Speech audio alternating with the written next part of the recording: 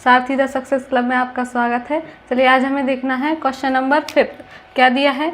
जांच कीजिए कि क्या किसी प्राकृतिक संख्या n के लिए संख्या 6n अंक 0 पर समाप्त हो सकती है। यानी कि एक संख्या है, मान लो हमने मान ली 100, ठीक है। अब ये 0 पे समाप्त हो रही है तो ये ऑटोमेटिकली हमें पता है कि कैसे डिवाइड हो जाएगी, 10 से डिवाइड हो जाएगी। हम 10 के फैक्टर करेंगे तो कितना आ जाएगा, 2 × 5, ठीक है। यानी कि यदि ये 10 से डिवाइड हो रही है तो 2 और 5 से भी डिवाइड हो जाएगी। तो हमें क्या देखना है, 6n में देखना है वो संख्या, क्या वो 10 से डिवाइड हो रही है। यदि 10 से डिवाइड होगी तो फिर वो 2 और 5 से भी डिवाइड होनी चाहिए, ठीक है। तो हमने लिखा 6n, ठीक है, हमने लिखा 6n। अब हम इनके फैक्टर करेंगे तो इस तरह से 6 को क्या लिख सकते हैं, 2 × 3 और पावर n।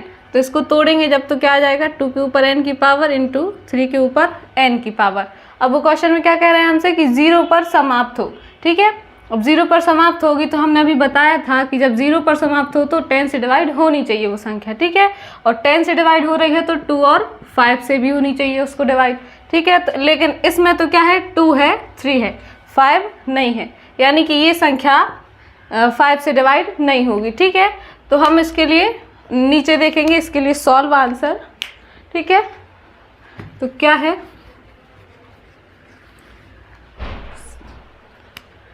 देखो क्या लिखा है, यदि कोई संख्या अंक 0 पर समाप्त हो सकती है तो वह 10 से विभाजित होती है, या दूसरे शब्दों में यह संख्या 2 और 5 से विभाजित होती है, जैसे कि हमने अभी बताया था।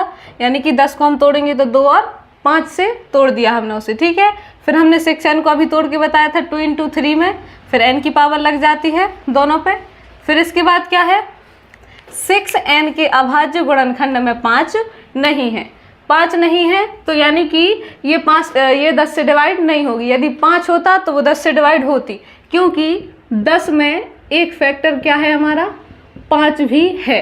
यदि वो संख्या 10 से डिवाइड हो रही है तो उसमें 5 भी होना चाहिए, ठीक है। तो इसमें 2 तो है इसमें, लेकिन 5 की जगह क्या है, 3, उसकी जगह क्या होना चाहिए था, 5, ठीक है। तो इसमें क्या लिखा है, 6n के अभाज्य गुणनखंड में 5 नहीं है, इसलिए 6n 5 से विभाजित नहीं होगा, ठीक है। फिर क्या लिखा है लास्ट में आंसर, अंकगणित की आधारभूत प्रमेय की अद्वितीयता हमें यह निश्चित कराती है कि 6n के गुणनखंड और में 2 और 3 के अतिरिक्त और कोई अभाज्य गुणनखंड नहीं है।